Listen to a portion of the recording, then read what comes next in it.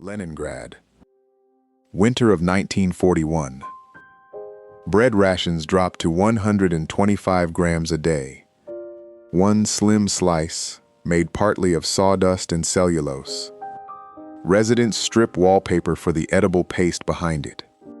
Over 800,000 civilians die of starvation before the siege ends. No army breached the walls. Hunger did the killing. This is what a siege actually is. Not a battle. A machine built to break human beings through time, hunger, and terror. These are the 5 deadliest sieges in history, and the specific horror that made each one unforgettable. A siege is the most patient form of warfare ever devised. Armies don't storm the walls first.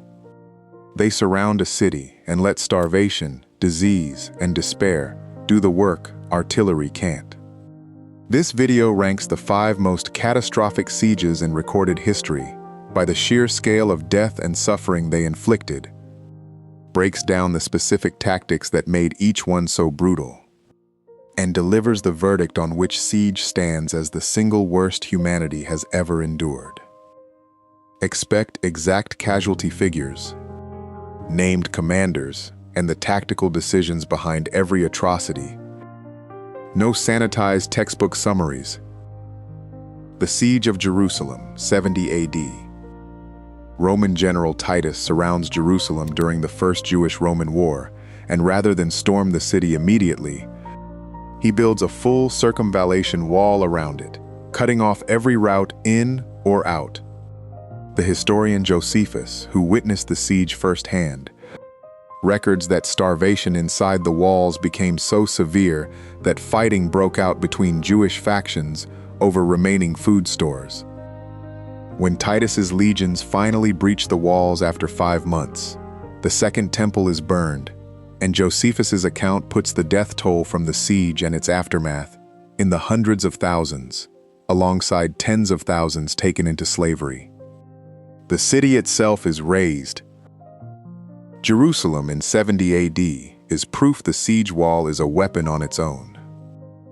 Titus won this campaign before a single legionary crossed the ramparts, because starvation had already done the work.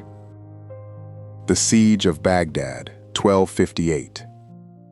Hulagu Khan, grandson of Genghis Khan, arrives outside Baghdad in January 1258, commanding a Mongol force built specifically to demonstrate what happens to cities that refuse to surrender. The Abbasid Caliph al-Mustasim underestimates the threat and refuses terms. The city falls within 13 days. What follows is one of the most systematically destructive sackings in history. The House of Wisdom, the intellectual center of the Islamic Golden Age, is destroyed. And so many manuscripts are reportedly thrown into the Tigris that witnesses claimed the river ran black with ink. Death toll estimates for the sack range from the tens of thousands into the hundreds of thousands, and the Caliph himself is executed. Baghdad wasn't just a military defeat. It was a calculated demonstration, the Mongols using overwhelming, deliberate brutality as a strategic weapon to make the next city surrender without a fight. The Siege of Candia, 1648 to 1669. Now the endurance record. The Ottoman Siege of Candia on Crete against Venetian defenders lasts 21 years, the longest siege in recorded history. This isn't a single brutal event. It's a generation-spanning war of attrition, with an estimated combined death toll across both sides exceeding 100,000, largely from combat, disease, and the sheer exhaustion of continuous warfare. Venetian engineers, led by figures like Andrea Barozzi, built increasingly elaborate fortifications and tunnel countermines to survive Ottoman sapping operations, turning the siege into an underground war of explosives and collapsing tunnels as much as a conventional one. Candia proves brutality doesn't require speed. A slow 21-year grind can bleed two empires just as dry as any single catastrophic assault. The Siege of Constantinople, 1453. May 1453 sees Sultan Mehmed II, 21 years old, bring something Constantinople's defenders have never faced: the Basilica. A Hungarian-engineered bronze cannon, roughly 27 feet long, capable of firing stone balls, weighing over 600 pounds, against walls that had stood for 1,000 years.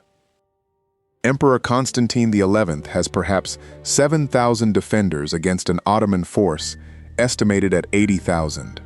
After a 53-day siege, the walls that repelled every previous attacker in a millennium finally give way.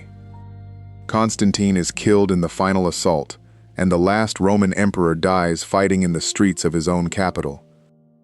Historical estimates put the dead in the tens of thousands, with mass enslavement of survivors following the city's fall. Constantinople didn't fall to numbers alone. It fell because one weapon, the cannon, made 1,000 years of defensive engineering obsolete in 53 days.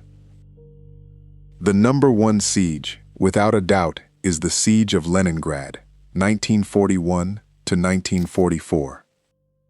This is the verdict that this entire ranking has been building toward.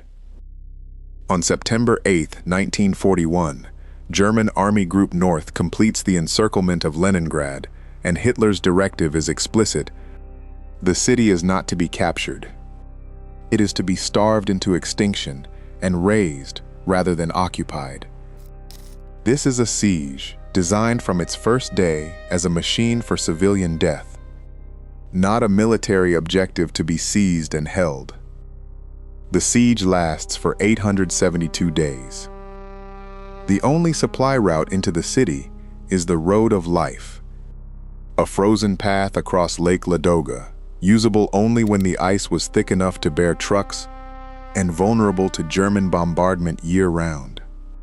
Bread rations for civilians fall as low as 125 grams a day during the worst of the winter of 1941 to 1942. A slice made partly from sawdust, cellulose, and floor sweepings, because actual flour ran out. The death toll is almost impossible to hold in your head at once. Historians estimate somewhere between 800,000 and 1.5 million civilian deaths, the overwhelming majority from starvation rather than combat. Diarist Tanya Sovicheva, an 11-year-old girl, recorded her family's deaths one by one in a notebook that became one of the most haunting documents of the entire war. Her own final entry simply reads that she was the only one left. Soviet Marshal Georgy Zhukov organized the city's defense and the eventual relief operation. But no counterattack could undo what the winter of 1941-42 had already inflicted. When the siege is finally lifted in January 1944, Leningrad has endured longer under active siege than any major city in modern history, and the civilian death toll dwarfs every other siege on this list combined.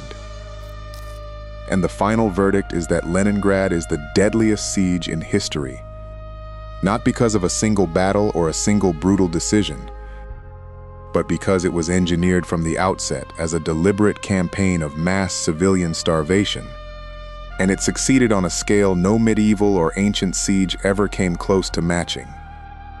Every siege on this list proves the same principle from a different angle. Jerusalem shows that a wall alone can starve a city into collapse. Baghdad shows that brutality can be a calculated weapon, not just an outcome. Candia shows that patience over 21 years is as lethal as any single assault.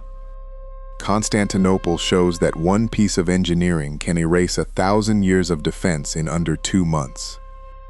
And Leningrad, the deadliest of them all, shows what happens when starvation itself becomes the explicit military objective, inflicted on a scale of industrial-era logistics against a modern city with nowhere left to run. Sieges don't get remembered the way battles do, with a single decisive clash and a clear moment of victory.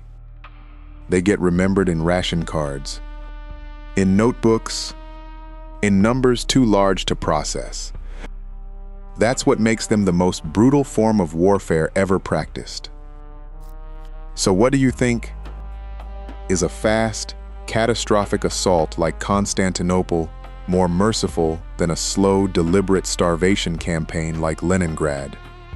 Or is speed irrelevant when the outcome is the same?